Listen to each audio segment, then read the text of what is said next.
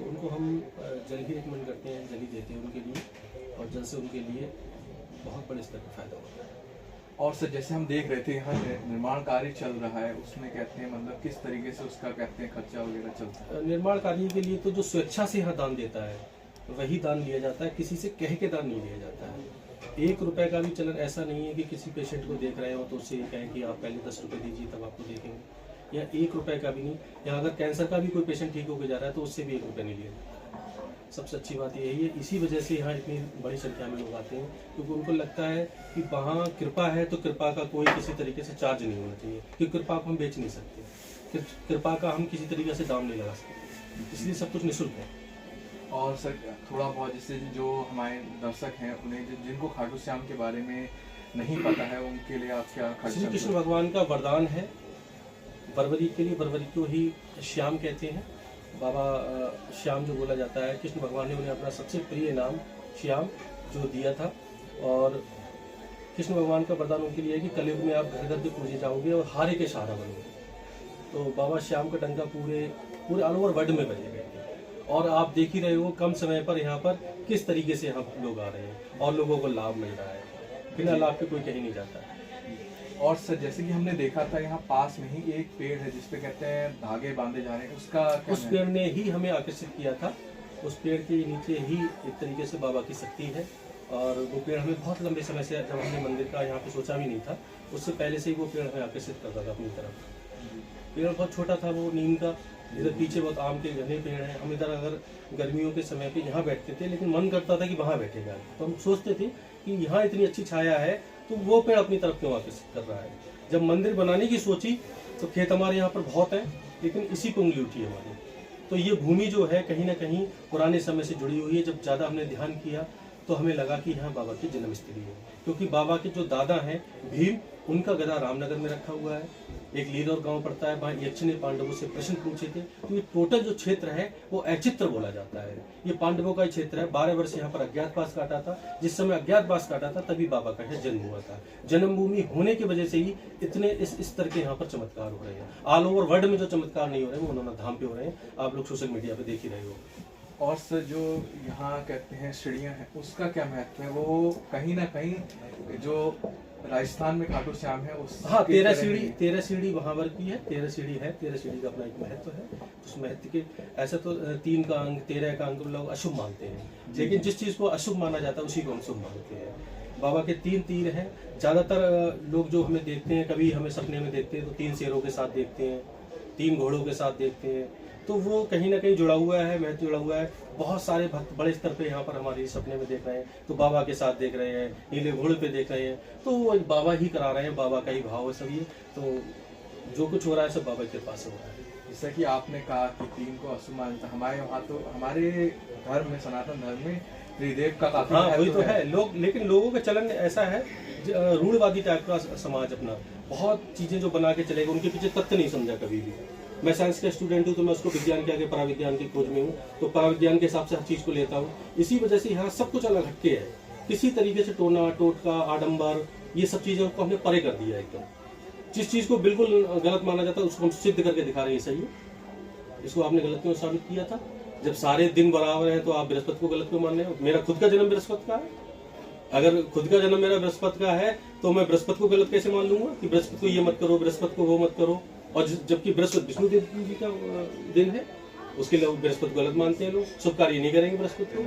तो इन चीजों को एकदम बिल्कुल अलग हटा के आगे बढ़ा जा रहा है। इसी वजह से लोगों की आस्था बहुत बड़े स्तर पर जुड़ती जा रही है धाम से। आप देख ही रहे होगे 7 समुद्र पार से भी लोग यहाँ आ रहे हैं।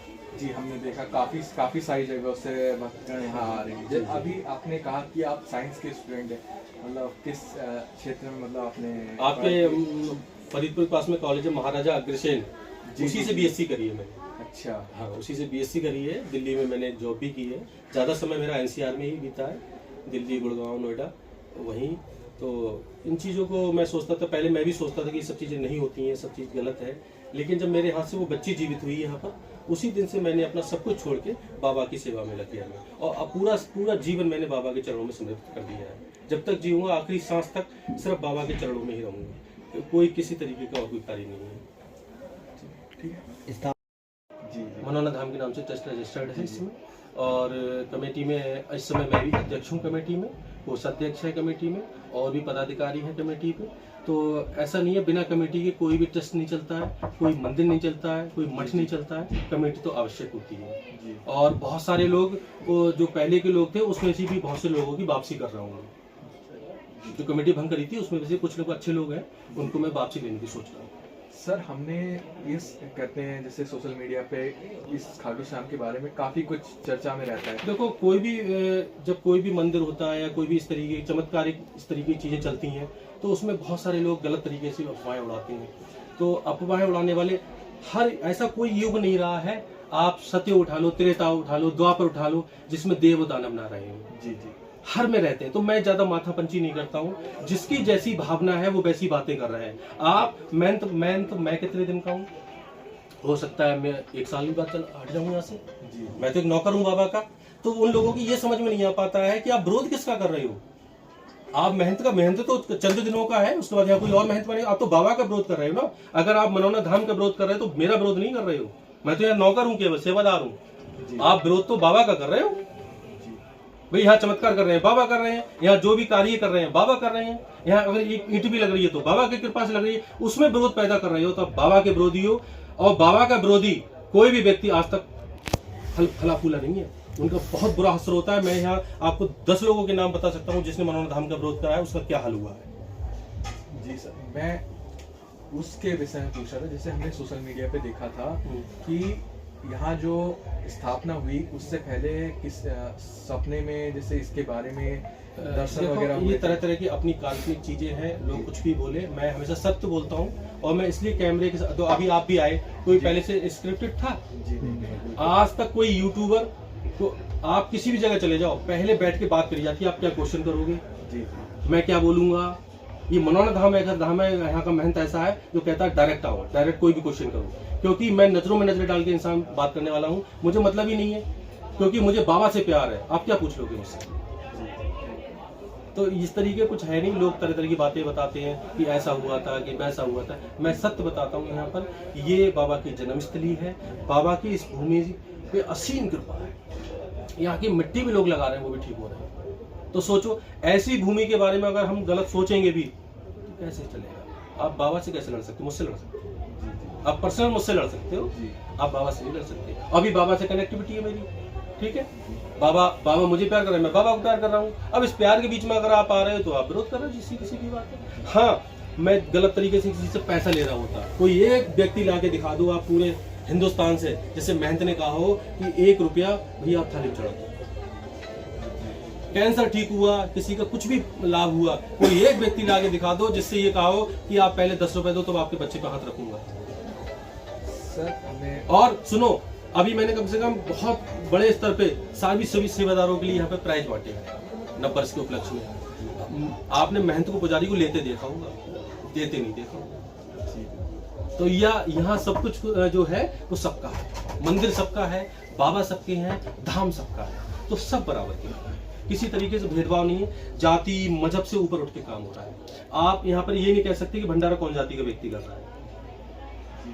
तो ये चीजें जब है, जब आपसी इस तरीके का प्रेम है, इसी वजह से धाम बहुत फेमस होता जा रहा है। क्योंकि यहाँ लोगों को अपनापन लगता है। जैसे लोगों से पूछा जाता है जब भीड़ में जाके बैरिकेडिंग में कि आपने यूट्यूब पे देखा था वैसा ही धाम आपको लग रहा है, तो वो हमेशा आपको ही सुनने को मिलेगा कि भाई उससे ज्यादा अच्छा लग रहा है, जो यूट्यूब पे हम देख के आए थे उससे ज्यादा अच्छा लग रहा है। तो ये मेरे लिए, मैं जब वीडियो देखता हूँ लोगों के, यूट्यूबर्स के, तो मुझे लगता है कि अरे मुझे खुशी होती है कि आज कहीं से कोई भी कहीं से पूछ सकता है। कोई एक व्यक्ति बुराई करने वाला नहीं है।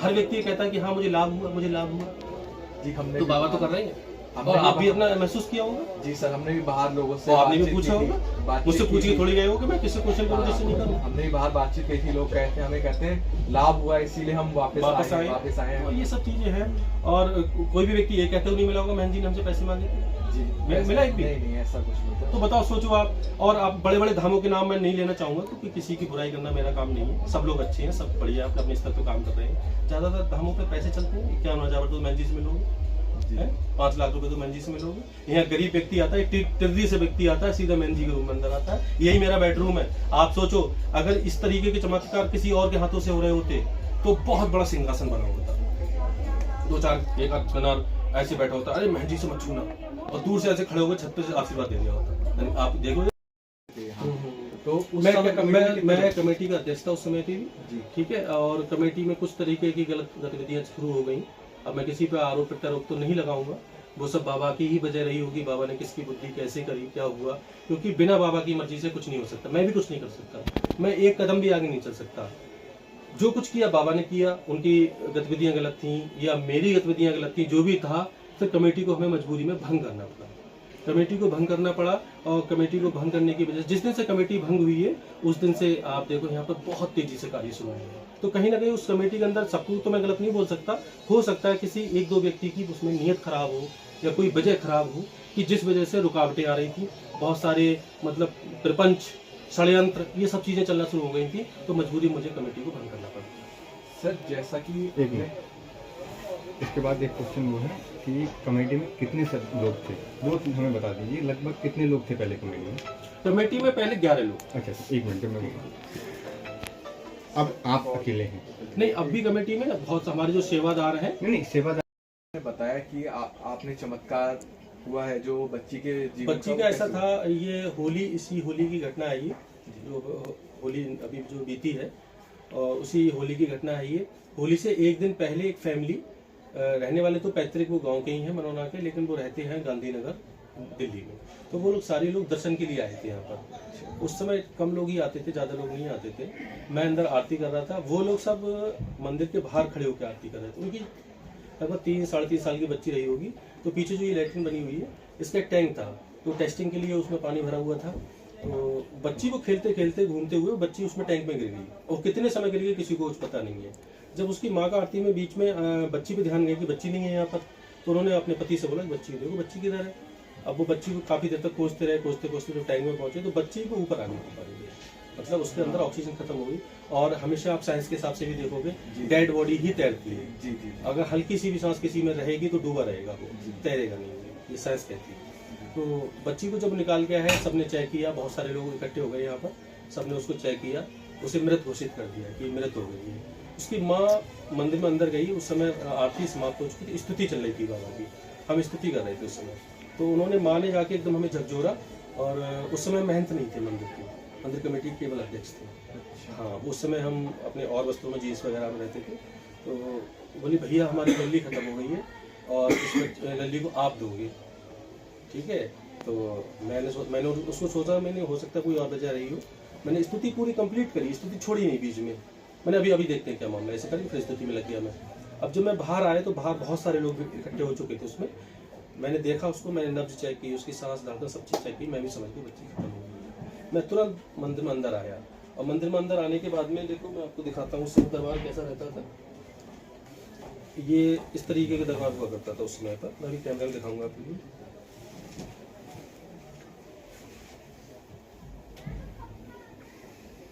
ये दरबार हुआ करता था पहले, फोटो ले लेंगे। और अभी भी दरबार में बाबा का यही फोटो रखा हुआ है ऊपर। जी जी, अभी भी हमने चेंज नहीं करा है, वही ये फोटो फोटो है। अभी हाँ, ये उसी कैसे समय का देखते उसी समय का दरबार है ये। अच्छा। उसमें कोई नहीं आता था, अकेला मैं खड़ा होके, और दीपक भी मैं रख देता था, मोबाइल पे आरती लगा ली, अकेला खड़ा हो जाता था। कभी कभी ऐसा दिन होता था कि मैं सिंगल आरती करता था, एक व्यक्ति पीछे नहीं हुआ करता था। लोग मेरी मजाक बनाया करते थे, कहते ये बताओ अच्छी खासी जॉब, अपना अच्छा खासा जीवन करा तो कहाँ से कर्म पड़ गया। उस समय इस क्षेत्र में बाबा को भी लोग कम जानते थे, यहाँ तक कि मेरे घर में भी लोगों को पूरी जानकारी नहीं थी कि बाबा खाटू श्याम बाबा है कौन।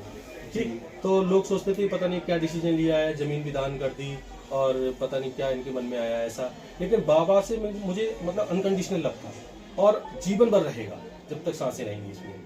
कभी भी मैंने कंडीशन लगाई नहीं कि बाबा ऐसा कर दोगे तो ऐसा होगा, ऐसा कभी नहीं सोचता हूँ। कुछ हर परिस्थिति में बाबा को उतना ही प्यार करता हूँ, कुछ भी हो जाए। तो वही हुआ, जब मैं अंदर आया, अंदर आने के बाद में मैं तख्त पे ऐसे हाथ रख के बैठ गया और मैं रोने लगा। मैंने बाबा बहुत मन से, बहुत श्रद्धा से मंदिर के लिए ज़मीन दान करी है, और मंदिर बनवाने की सोच रहा हूँ जी। और अगर ये घटना यहाँ घट गई, बच्ची यहाँ अगर इस तरीके से मृत हो गई, तो लोगों का विश्वास ही उठ जाएगा, आप पे से विश्वास उठ जाएगा, मुझ पे से विश्वास उठ जाएगा, लोग मुझे कलंकी कहेंगे कि इसकी वजह से बच्ची खत्म हो गई जी है। तो मैंने बाबा 1-2 ऑप्शन है आपके पास। अभी मैं बाबा से ऐसी बात करता हूँ जो उस समय करता था। मैंने बाबा आपके पास इस समय 2 ऑप्शन है, या तो इस बच्ची को जीवित कर दो, अगर इसकी उम्र पूरी हो गई है, जाना सबको एक दिन, मुझे भी जाना है, मैं हूँ, मुझे भी मरना है एक दिन। अंधविश्वास नहीं फैलाता हूँ, इसीलिए मैं कहता हूँ अगर जैसे मुझे सर्दी जुकाम है तो कभी कभी मैं डॉक्टर की भी दवाई ले लेता हूँ। आपने कुछ लोग मुझसे कहते हैं कि तुम 20 साल 22 साल पुरानों की एक जल ढक्कन पिला के खांसी दूर कर देते हो, और तुम्हें खुद खांसी होती तुम टैबलेट मंगाते। तो मैं उन्हें एक घटना सुनाता हूँ कि जब नल और नील समुद्र में पुल बनाने के लिए पत्थर तैरा रहे थे, राम लिखते जा रहे थे, पत्थर तैराते जा रहे थे। अब ये चीज राम को लगी, अरे ये तो हमारे नाम के पत्थर तैर रहे हैं। तो राम ने सोचा कि अरे ये तो बहुत है, उन्होंने हनुमान से बोला कि एक पत्थर लेके आओ। पत्थर लेके आए, उन्होंने अपना ही नाम लिखा राम, और जैसे ही समुद्र में डाला वो डूब गया। तो ये घटना ऐसी है कि कभी कभी क्या होता है, मेरा जीवन मैं सुबह से शाम तक दूसरों के लिए बोलता हूँ बाबा से, खुद के लिए कभी कुछ नहीं कहता हूँ। आज तक का रिकॉर्ड है, जब मैं जाता हूँ अंदर मोछड़ी लगाने, सिर्फ सुबह से शाम तक दूसरों के लिए, बाबा इनका ये कर देना, बाबा ये कर देना, खुद के लिए भी कुछ मांगता ही नहीं हूँ। क्योंकि जिसके पास बाबा है वो दूसरे लिए अपने लिए क्या मांगेगा। जिन भौरे ने अम्म आपको क्यों करील पर बहावे, और काम धेनु को छोड़ प्यासो छेरी कौन धुआवे। जिसके पास काम धेनु हो वो छेरी का दूध थोड़ी पिएगा। तो कुल मिला के ये है कि उस समय जब मैं अंदर बैठ गया इस तरीके से और मैं रोने लगा, तो मैंने कहा बाबा या तो इस बच्ची को जीवित कर दो, इसकी अगर उम्र पूरी हो गई हो तो आप मुझे अपने पास बुला लो, क्योंकि मैं कलंकी भरा जीवन नहीं जीऊंगा। जिस रास्ते से निकलूंगा लोग मुझ पर उंगली उठाएंगे कि इसकी वजह से ऐसा हो गया। और आप अगर ऐसा नहीं कर पाओगे तो मैं क्षत्रिय हूँ, आप भी क्षत्रिय हो, मैं वचन देता हूँ आपके लिए। जिस तरह से कृष्ण भगवान के लिए आपने अपना शीश का दान दे दिया, और मैं भी अपनी गर्दन नहीं चढ़ा दूंगा, लेकिन इस तरीके से नहीं जीऊंगा। और रोता जा रहा था। फिर मुझे ऐसा लगा किसी ने मुझे पीछे से उठाया, आवाज हुआ, मुझे उठा। मैं उस समय अपना सेंस खो चुका था, मुझे सेंस नहीं था क्या कर रहा हूँ मैं। लोटा उठाया जल का, और लोटा उठा के मैं तुरंत स्पीड से बाहर आया। बाहर आने के बाद लोटा ऐसे हाथ में जल लिया, और सबको हटाते हुए मैंने जल के छींटे मार दिए। बच्ची में कंपा गया, रोने लगी वो, लोग जयकारे लगाने लगे बाबा के नाम पे। ठीक, तो उसी दिन से मुझे एहसास हो गया कि विज्ञान क्या है, पराविज्ञान। अगर ईश्वर चाहे तो कुछ भी कर सकते हैं, ईश्वर से ही पूरी सृष्टि चल रही है। कितना भी विज्ञान हमारा कुछ भी हो जाए, लेकिन ईश्वर की कृपा से आगे कुछ भी नहीं है। मैंने उसी दिन से सोच लिया कि अब कुछ भी नहीं, अब सिर्फ बाबा की सेवा। और उसी दिन से बाबा की सेवा में लग गया, और निरंतर मतलब इस तरीके के चमत्कार होने लगे कि आज पूरा देश मनोरा धाम के लिए खोज रहा है। गूगल पे सर्च करते हैं मनोरा धाम कहाँ है, जहाँ कैंसर हाथ रखते ही गायब हो जाता है, जहाँ गांठ गायब हो जाती है। आप सोशल मीडिया पे वीडियो देखो, ऐसा कोई दिन नहीं जाता है जिस दिन यहाँ चमत्कार नहीं होते। लगातार यहाँ चमत्कार होते हैं। तो सब बाबा कर रहे हैं। खाटू श्याम का काफी प्रभाव है। बाबा के मंदिर हर जगह है। जी जी। बाबा का मंदिर ऐसा कोई शायद शहर नहीं बचा हो जहाँ बाबा के मंदिर नहीं है। लेकिन मनोरा धाम पे चमत्कार क्यों हो रहे हैं, इस बात का वो तो बाबा की यहाँ पे भूमि पर असीम कृपा है ना। बाबा की तू कोषाध्यक्ष, तू सचिव, तू ये तू वो, फिर आपस में जो प्रेम होता है वो खत्म हो जाता है। तो इसलिए सबको मालूम है। सर दोबारा से कहेंगे ये चीज? हाँ बिल्कुल बिल्कुल। आप पूछने जो भी इनको पूछने दो ना, इनको पूछने, क्योंकि कोई महिला मेरा ऐसे हाथ पकड़ती है, अपने बच्चे पर रखवा देती है सिगरेट वाला। जी जी ठीक है। किसी के नाखून लग जाते हैं मेरे हाथ में, भीड़ में उसमें, क्योंकि ये कृपा जो बरसाई है वो भक्तों के लिए तो बरसाई है। और भक्तों से ही मैं ईर्ष्या करना शुरू कर दूं, घृणा करना शुरू कर दूं। मैं किसी का कैंसर होता है उससे लोग दूर भगते, मैं ऐसे हाथ फरा देता हूँ, उसकी जगह गायब हो जाएगा। तो मुझे पता है ना जीवन है क्या। जीवन चंद दिनों का मेहमान हूँ, जो कुछ करना है करके चला जाऊंगा। बिल्कुल यही है जीवन। मुझे कोई अमर थोड़ी हूँ मैं, मुझे भी जाना है। तो मैं ये करके जा रहा हूँ कि वास्तव में किसी के 4 आंसू मेरे लिए निकले, तब तो मैं जीवन जिया। और मेरे मरने के बाद में अगर 4 आंसू किसी के वास्तव में नहीं निकले, दिखावे के लिए निकले, तो मैंने जीवन नहीं जिया। मैंने आडंबर करा, मैंने नौटंकी करी। तो मैं इसीलिए एकदम बिंदास तरीके से तुम लोगों से बात करता हूँ, किसी यूट्यूबर से बात करता हूँ। कोई भी क्वेश्चन मन में है वो आप कर सकते हैं उससे। मानवता ही उसी में। हाँ आप दूसरों के थोड़े समय पे देखो, आप विरोधी भी कोई खैर नहीं है। वो उनकी बाबा ने सद्बुद्धि क्या करी है क्या है, मैं किसी को विरोधी भी नहीं बताता हूँ। क्योंकि विरोधी कौन किसका हो सकता है, जिसपे ईश्वर की कृपा उसका आप कैसे विरोध कर सकते हैं। सीधी बात है। तो मैं उनकी बुद्धि पे थोड़ा सा कुछ समय के लिए विराम लग गया है, इस वजह से वो थोड़ी उल्टी सीधी धाम के प्रति बातें करते हैं। लेकिन जब व्यक्ति उनकी बातें सुनते हैं फिर धाम पे आते हैं, तो फिर उन्हीं को गलत साबित करते हैं। आप सपोज करो, आज योगी की कितने लोग बुराई करते हैं, मोदी की गालियां लिखते हैं, ठीक है, लेकिन वो देश के लिए तो कर रहे हैं। कोई और नेता सही, मैं नाम ले रहा हूँ, तो आदमी कह गया राजनीति करने लगी है। राजनीति नहीं कर रहा हूँ, कोई भी नेता ले लो या कोई भी संत ले लो, या कोई और व्यक्ति ले लो, कोई सामाजिक व्यक्ति ले लो, वो कहीं ना कहीं समाज के लिए कुछ दे रहा है, आप फिर भी उसके विरोधी होते हैं। जी बिल्कुल। महात्मा गांधी इतना सब कुछ कर गए, फिर भी महात्मा गांधी गाली लिखी जाती है। जी जी है बिल्कुल। भगत सिंह के लिए फिर भी लोग गलत बोलते हैं। जी है जी बिल्कुल। अपना, तो ये समाज जो है वो समाज किसी का नहीं है, और नेगेटिव पॉजिटिव दोनों से ही चीज चलती है। अगर समाज में आपके विरोधी नहीं है तब भी आप कुछ नहीं कर रहे हैं भाई। गलत व्यक्ति होंगे, नेगेटिव पॉजिटिव होंगे, तभी तो कार्य चलेगा आगे। तो पॉजिटिव भी लोग हैं हमारे, अगर 9 लोग हमारी बुराई करने वाले हैं, 100 हमारी तारीफ करने वाले हैं, क्यों बुराई है? जी बिल्कुल। क्या करने को सर जैसे भक्तगण आते हैं कितने बजे से मतलब करते हैं देखो, दर्शन होना start होता है? सुबह लगभग 6 बजे से दर्शन शुरू हो जाते हैं। 8 बजे आरती होती है सुबह के लिए। 8 बजे आरती के बाद में फिर 8:30-9 बजे से मैं पेशेंट देखना शुरू करता हूँ। जी 12 बजे, 1 बजे, 2 बजे तक चलता है समय के साथ, पेशेंट के हिसाब से। ठीक, फिर थोड़ा विराम लेते हैं, भोजन का विराम लेते हैं। भोजन विराम के बाद में फिर 3 बजे से 4 बजे तक पेशेंट देख लेते हैं। 4 बजे से फिर आरती में लग जाते हैं। 5 बजे आरती होती है। 5:30-6 बजे हम दरबार से वापस आ जाते हैं। फिर रात में देखते रहते हैं। कल रात तो काशीपुर से एक पेशेंट आया था, लगभग आया होगा 12-12:30 बजे। कपड़े उतार चुका था मैं, फिर कपड़े पहने फिर गया। डॉक्टर ने कह दिया इनके पास एक ही दिन है बस, तो वो ठीक हो के गया। यही कहते धाम पे आया था। हाँ, धाम पे आया था वो, और कोहरा था बहुत ज्यादा रात, जी, और जी। बहुत ज्यादा ठंडक थी, और उसे बैन से आए थे बेचारे वो लोग। जी कल तो टेम्परेचर भी बहुत काफी टेम्परेचर गिर गया डाउन था। जी। बैन से आए, जब मुझे बताया आगे सेवादारों ने कि ऐसे ऐसे एक व्यक्ति आए हैं, बैन से आए हैं, और जी, जी। फिर डॉक्टर ने लास्ट बताया है, तो मैं तुरंत उठ के गया। मैंने उसको जल पिलाया, हाथ रखा, उसे उठा के बिठाया, हमने जाओ आप ठीक हो जाओ, बाबा के पास आओ। बाबा नहीं बुलाया। जी आज भी हमने देखे थे काफी लोग। हाँ, इस तरीके के लोग आते हैं यहाँ पर। तो मैं, हालांकि मैंने थोड़ा सा बोल रखा है कि ज़्यादा जो सीरियस पेशेंट हों, वो इस ठंड बहुत ज़्यादा है, तो वो घर पर रहें, जल पड़वा के ले जाएं, ठीक है। और वीडियो कॉल पे भी थोड़ा सा हम बात कर लेंगे उनसे, ज़्यादा परेशान ना हो। मेरा मकसद ये नहीं है कि आप डायरेक्ट धाम पे आए, बहुत ज़्यादा सीरियस हो फिर भी आ रहे हो आप। बाबा की कृपा है, बाबा की कृपा, आप जल ले जाएं, जल पिलाएं, थोड़ा स्वस्थ हो जाए, फिर धाम पे ले आए दर्शन कराने के लिए। क्योंकि सब कृपा है, यहाँ पर कोई दवाई तो दे नहीं रही किसी के लिए।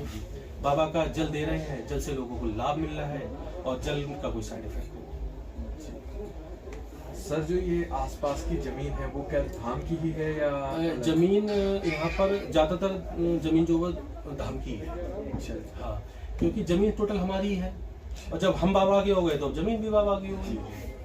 तो जो यहाँ दुकानें वगैरह लगी हुई हैं उसमें जो जमीन है वो ना, कुछ जमीन जैसे और चाचा ताऊ वगैरह की है, तो वो उनके खेतों में है, तो वो अपना अलग दुकानों से जो भी लेते होंगे वो लेते होंगे। लेकिन जो हमारी जो जगह में दुकानें लगी हैं, वो सारा पैसा हम उसी मंदिर में लगाते हैं। जी जी। हाँ, दुकानों से वगैरह 100 रुपये भी अगर ले रहे हैं तो धाम में लगा रहे हैं, तो अपना कुछ है ही नहीं। क्योंकि हम जब आए थे तो पार्किंग वगैरह का पार्किंग हमने निःशुल्क कर दी। निःशुल्क है। हाँ, पार्किंग वो निःशुल्क है। कहते आइए आप गाड़ी लगाइए। हाँ, निःशुल्क। उसमें कोई वो नहीं है। हाँ, सब निःशुल्क है। हाँ, कहीं पर हमने यहाँ सब कुछ निःशुल्क रखा है। धागा बांधने का पैसा नहीं, टीका लगाने का पैसा नहीं, थपकी मारने का पैसा नहीं, गाड़ी खड़ी करने का पैसा नहीं, किसी तरीके से लैट्रिन पेशाब करने का कोई पैसा नहीं। आप कुछ भी करें, ये मनोरथ धाम एक ऐसा धाम है जहाँ सब कुछ निःशुल्क है। और लोग आते हैं, लोग ये सोच के आते हैं, जब मैं पूछता हूँ कोई रांची से आ रहा है, कोई कैसे आ रहा है, बाहर से लोग आते हैं, तो उनके मन में बड़ा डर होता है। जी, जी। जैसे उन्होंने और जगह देखा हो, वैसे उन्हें लगता है कि पता नहीं वहाँ कैसे लोग काट रहे होंगे, कैसे क्या कर रहे होंगे, किस तरह। अब आप सोचो, कोई मेहनत ऐसा होगा कि कोई पेशेंट आया, सपोज करो अभी पेशेंट आए थे, तो उनके लिए यहाँ कहीं पे मूंग की दाल नहीं मिली, तो हमने घर से मंगाई, घर से रोटियां सिखवा के उन्हें मंगाई, तो वो रोने लगे कि मैं पहली बार देख रहा हूँ कि कोई मेहनत अपने घर से रोटियां और दाल मुझे मंगा रहा है, और इतने प्यार से मुझे बैठा के खिला रहा है। क्योंकि मैं यहाँ पर वो चीज़ नहीं करना चाहता हूँ जो और जगह जाके लोग परेशान होते हैं, या इस तरीके के लिए गलत तरीके से उनसे पैसा बैठा जाता है। क्योंकि मैं जब तक मैं मेहनत हूँ तब तक इस बात का मैं प्रण कर रहा हूँ कि किसी तरीके से कुछ गलत कार्य नहीं हो, जो भी